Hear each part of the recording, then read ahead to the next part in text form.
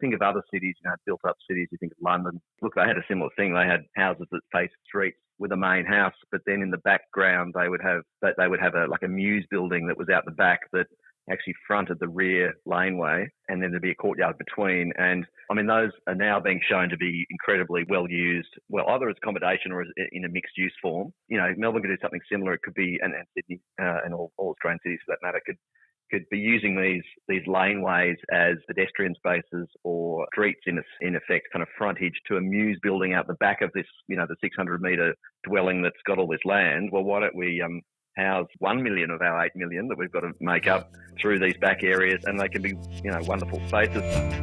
The Art of Living, a podcast for Brickworks building products, presented by Tim Ross.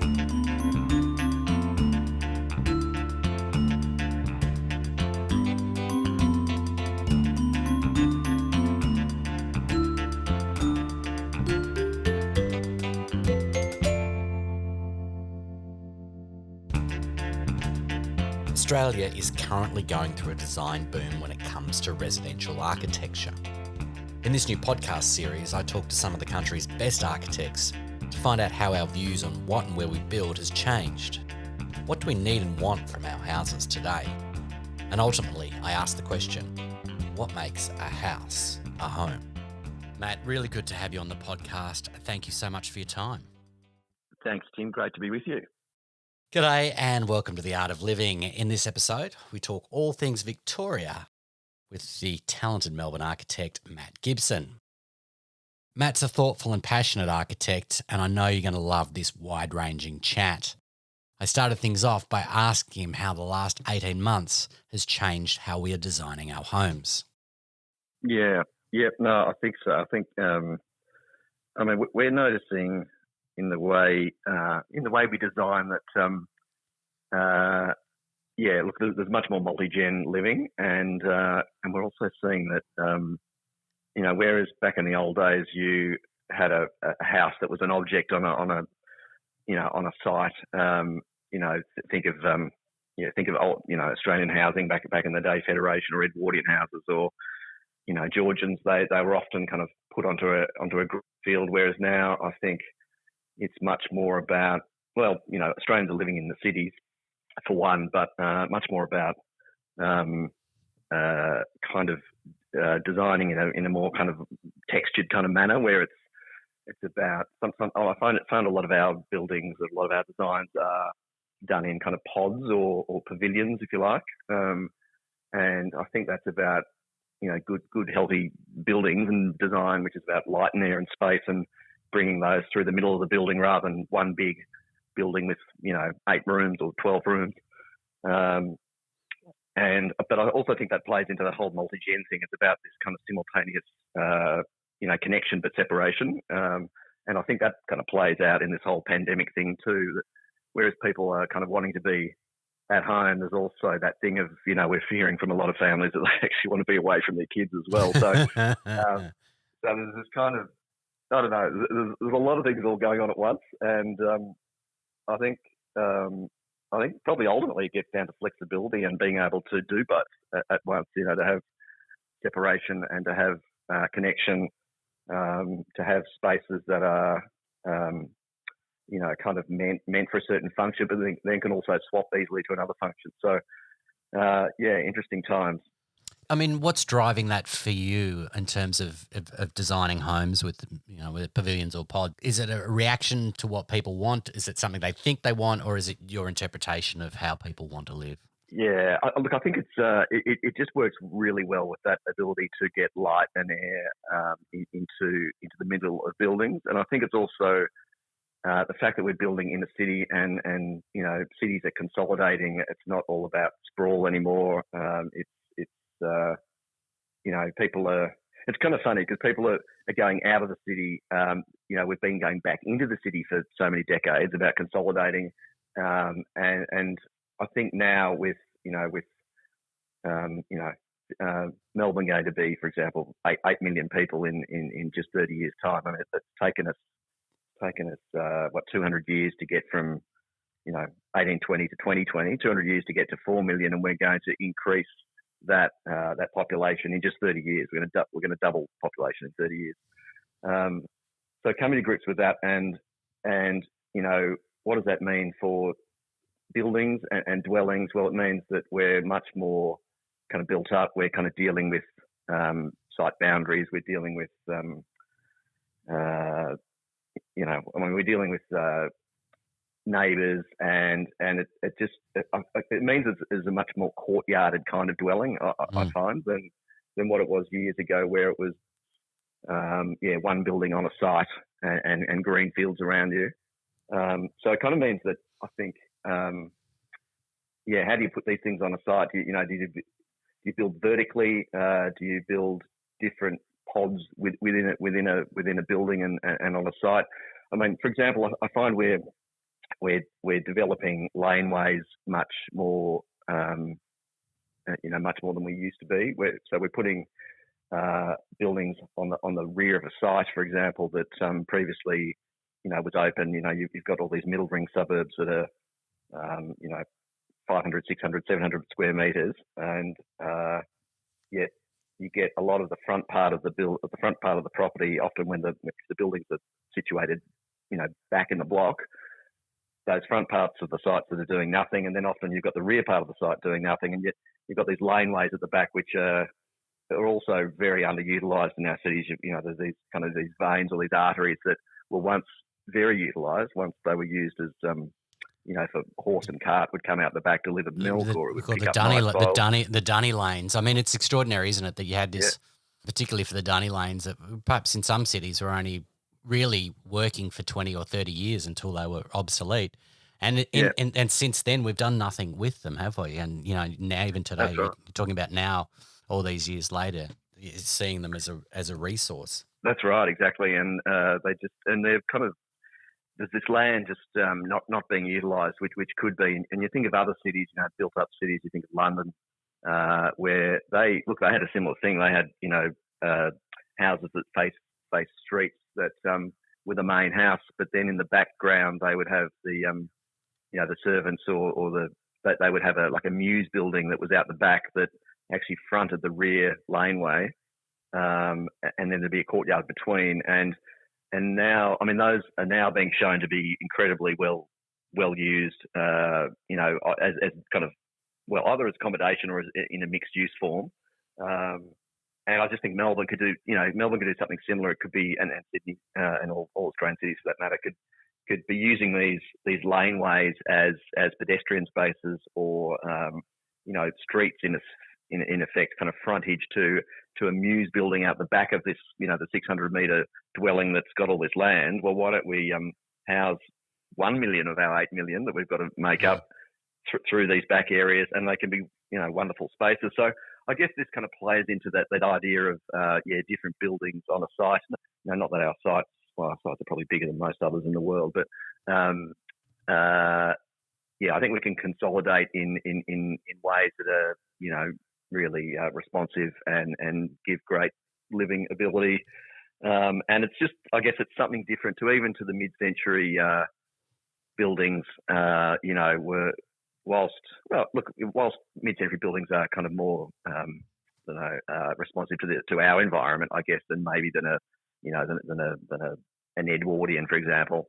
They did have courtyards and what have you. They were still based around quarter-acre blocks and still based around the car, for example, whereas inner city living now, with these different buildings, the car in 50 years' time is going to be electric, or it's going to be, you just dial up your Uber car and away you go. So these back zones could have dwellings that don't have cars at all, but they're used as mixed-use accommodation. They could be residential. They could be, an architect's office that faces a muse laneway. So yeah, look, it's interesting. I think things are changing. What was the back to the question about people moving out? I think the question was. Look, I think they are. I think as affordability becomes an issue as well, and the quality of housing needs to better through the middle ring suburbs. People are moving out to fortunately, hopefully better those suburbs, do better quality accommodation, like what I'm talking about, I guess. Our climate allows us to do so many interesting things when it comes to architecture. There's no shortage of fantastic work happening in Melbourne. Why do you think Melbourne's so interested in design? Well, I think we've had the great forefathers, Boyd and, in more recent times, Corrigans and these types that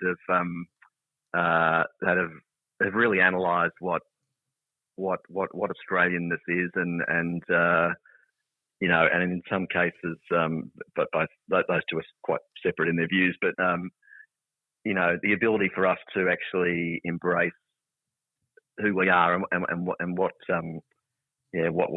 what residential design in Australia kind of is, and sometimes even celebrate the cringeworthiness of where that can go.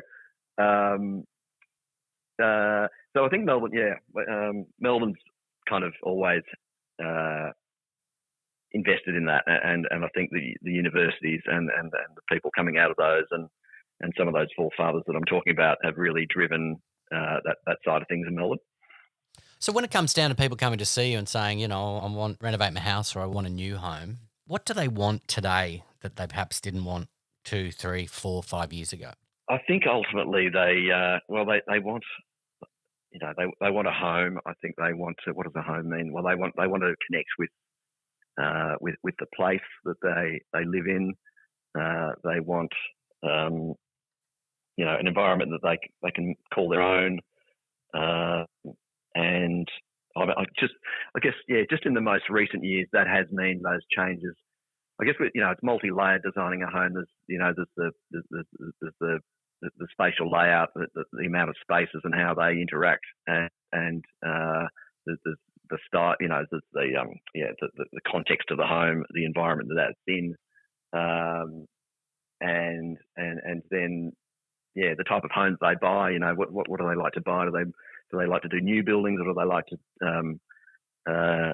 do heritage places? Look, we do a bit of everything, to be honest, and I think ultimately, when they come to an architect or they come to us, they are looking to play out their lives and bring their personality to that building, and kind of make it their own. And hopefully, we like to kind of bring them into the story so that the story becomes their own, and this that they can kind of retell that story to people who come into their home. So. Yeah. Do they have a firmer idea of what they want? Yeah, I think so. I think they most of them have a better idea, I think, of what design means, and they are very much, most of them are about that ultimate Aussie ideal of inside and outside, and most of them do like a connection with, I find, like a connection with an Aussie style or an Aussie story, whether that's a heritage building, or whether that's memories of their past, of their childhood, or of built environments they've known before that they want to bring into their home. So I think there's lots of quite direct client briefing that is the beauty of what we do. They are a designer in the process, and they make it what it is. This is The Art of Living. For more fresh and inspiring architectural content, head to the Brickworks website.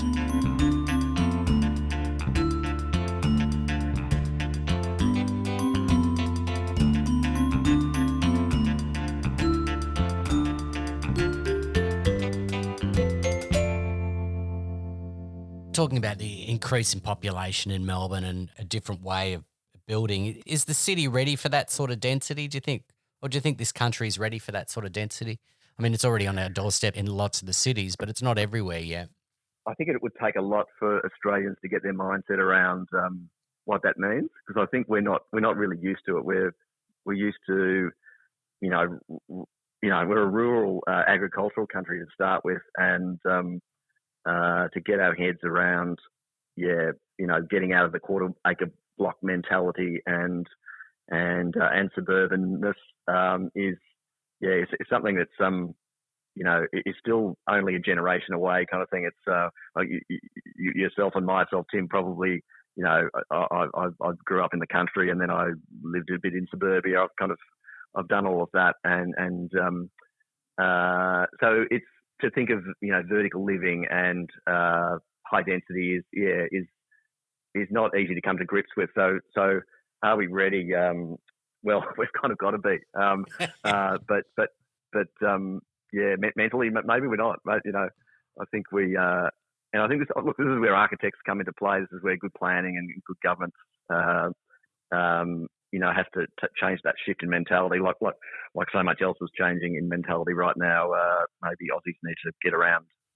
All those ideas that you've been talking about, I think they're the exciting things about how your house is. You're in an inner city house, and that can be your office, or it can be a granny flat, or it can be on Airbnb, or it can be a corner shop, or it can be.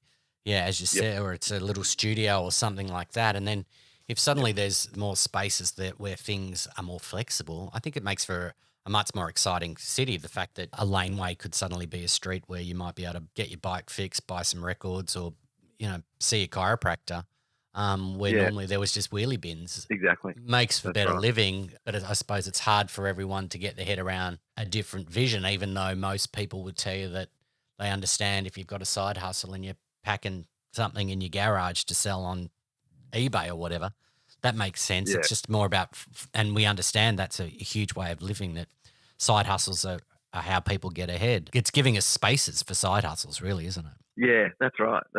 It's kind of letting things, whilst not being too too ordered about the way we do things or too prescriptive. It's about letting those things play out organically, perhaps to some degree. You look at Airbnb and you look at Uber and then these types of things, and they've actually kind of shown us ways that things can actually work if we kind of maybe relax our standards on things, or just not relax, more relook and rethink the way we do things. Yeah, and those changes do happen pretty quickly. The other thing that's important to talk about is the role that design has in affordability. And we are in a situation where, some developers will tell you that given that there's a whole bunch of incentives to buy a new home, that interest rates are low, the government's giving you, all these grants to get in, they'll tell you that there's never been a cheaper or an easier time to get in the market, where others will tell you that, it's impossible. Anecdotally, you'd have to suggest that it's going to be impossible for many Australians. What role does design have in making the Australian dream affordable again? I think it's got a pretty big role. It's a multi-layered and kind of topic, this one, but ultimately, kind of government has all the levers and pulleys with their taxes and their schemes and their grants and all that kind of thing. But beyond that, I think it's again about the notion of what affordability is and the way we think about things, because size and space. Affordable doesn't have to mean low cost or low quality. More so, it does mean low cost, but low quality. I think often affordability and low quality go together. Where I think we kind of need to change people's thought process on, and I think it is changing on size means status and size means something that's associated with good. I think people are now kind of realising that small, and people are now in briefs. Clients are coming to us saying we want small. I think some of them don't really mean that, but they like it because we want something petite, something modest. Oh no, not that modest. That's right. But where's the idea coming from in their head when they think about small? What's putting that into their head, though? Well, I think there's media around that now. It's the environment and building with large footprints and lots of black balloons is they kind of they're coming around to the fact that that's not actually what the Aussie dream doesn't need to be the big the big kahuna. So it's like some people will want to put a huge water tank in their background, or 1,000 solar cells on their roof, and on their big house, But I think it's generally changing. So look back to the affordability thing. Can designers change that? Yeah, I think they can, and it's about shared resources and coming together and it's still living in quality environments, but doing it in a more clever way. Design, flexible spaces, all these kinds of things that we're talking about. Designers are sometimes the genesis of these ideas, through experimentation and through, going beyond and looking beyond what is conventional, which, a government can't do that, or non-analyzers of residential architecture or the history of how these things can be done. It doesn't live with them. It lives in the design industry. I think it's we're a huge part of it. That we've done a house that we've called mixed use house, which is a vertical kind of living environment that is actually for a family, but it's interesting because it's in a mixed use zone.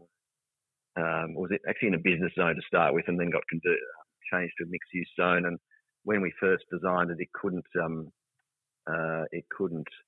We were worried that it wouldn't be able to be done as a residential building, and so we kind of designed it as a building that could morph into a business use. It could be an advertising agency, or it could be a retailer's space. It could be a furniture, a space furniture outlet or something like that. So anyway, looking at buildings that can have ability to adapt, and also the way it was designed, I guess, was about a multi-gen family that had an atrium through the middle that brought light into the space, and then had a series of almost studio apartments, if you like, on the different floors. That meant that the kids could kind of come out of their rooms, look down into the atrium space that had the community, they had the kind of the connective space and the living room spaces, and then but they could go away to their own environment that had its own view and was on a different level. So it had this kind of great ability to provide connection and separation.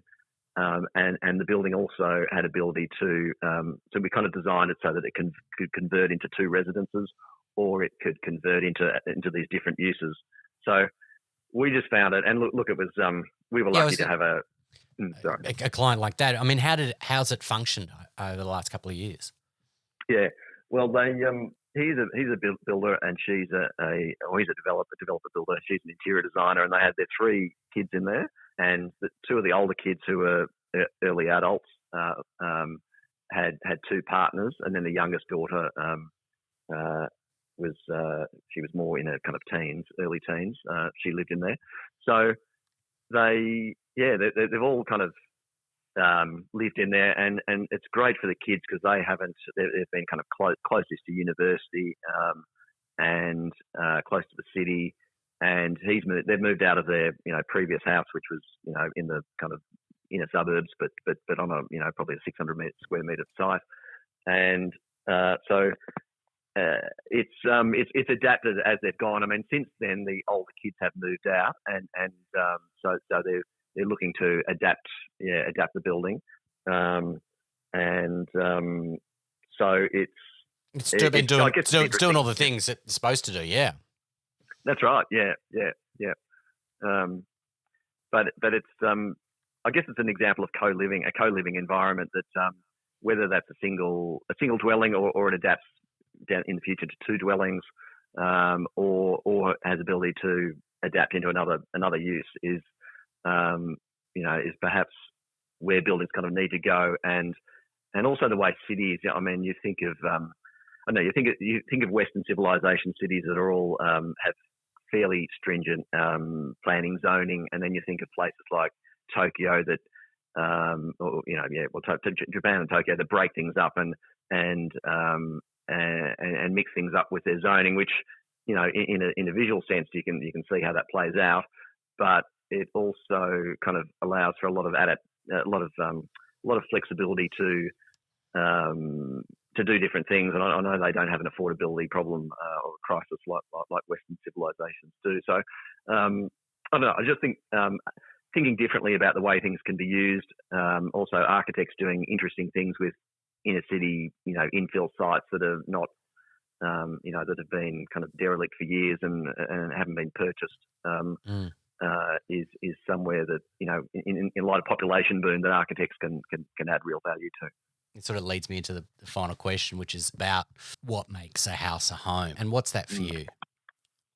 I think it's about the personal aspect that you bring to it. It's kind of interesting, like when you go to a house, it's not a home yet, is it? It's someone else's home, and it only becomes your home through the passage of time and through you bringing your personal, imprint to that home. And I guess it's about memory too. It's about the built-up memory of your association with that building.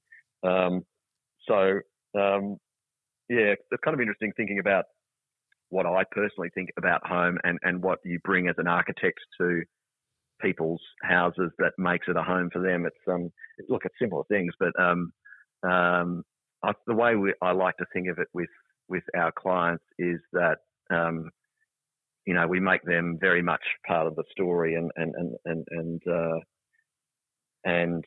bring them along the process. A lot of these houses are historic, and so it's kind of it's allowing them to own that story and to tell that story and live that story. But you're also kind of, I guess you're putting yourself on a time lineage with the place, not only the building itself, but the neighbourhood and the environment, and so.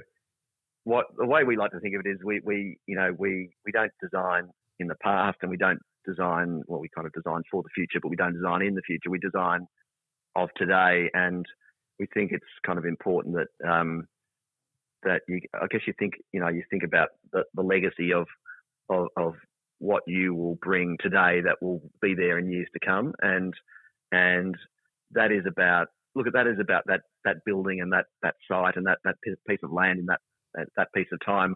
It's also about that family who was there. And we do design, as most architects, residential architects do. They design for families and for unique environments that are of that moment in time in that city, in that culture. And